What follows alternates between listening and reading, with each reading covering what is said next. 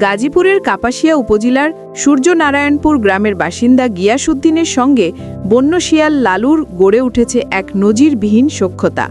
প্রায় 1 বছর আগে মুরগি চুরির অপরাধে গ্রামবাসীর হাতে ধরা পড়া শিয়ালটি মৃত্যুর মুখে পড়লে গিয়াসউদ্দিন তাকে উদ্ধার করে নিজের বাড়িতে নিয়ে আসেন এবং পরম মমতায় লালন পালন শুরু করেন।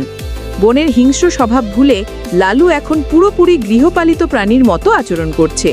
সে পরিবারের সদস্যদের সাথে মিশে থাকে এবং মানুষের মতোই ভাত, মাছ, মাংস ও রুটি খায়।